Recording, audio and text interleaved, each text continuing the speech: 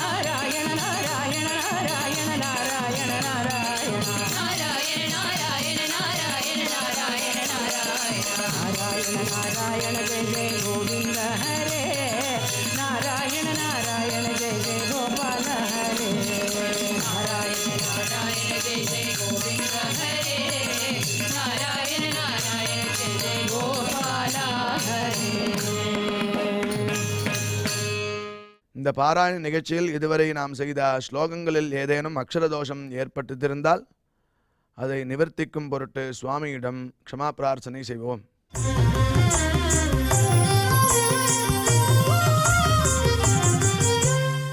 अथ क्षमा प्रार्थना यदक्षरपदभ्रष्टं मात्राहीनं च यद्भवेत् तत्सर्वं क्षम्यतां देव नारायण नमोऽस्तु ते।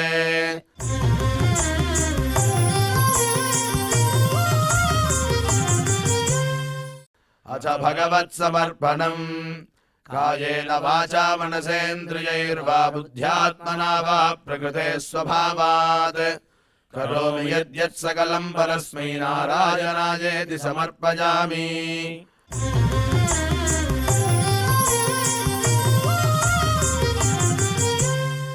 अथ लोकक्षेम प्रार्थना सर्वे भवन्तु सुखिनः सर्वे सन्तु निरामयाः सर्वे भद्राणि पश्यन्तु मा कश्चित् दुःखभाग् भवेत्. சுவாமியோட பரிபூர்ண கிருபை கிடைக்கிறதுக்காக மங்களாசாசனத்துடன் இன்றைய நிகழ்ச்சி நிறைவு பெறுகிறது. நாளை இதே நிகழ்ச்சியில் நாம் மீண்டும் சந்திக்கலாம். ஓம் நமோ வெங்கடேஷாய.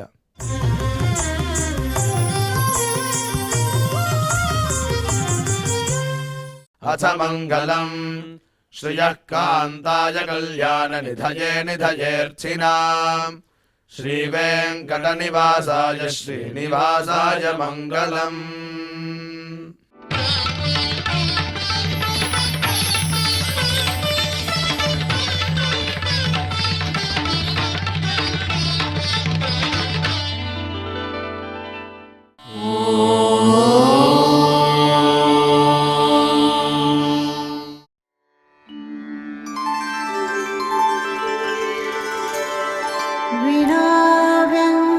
विनाव्यङ्कटेशं ननाथो ननाथः सदा व्यङ्कटेशं स्मरामि स्मरामि हरे व्यङ्कटेश प्रसीद प्रसीद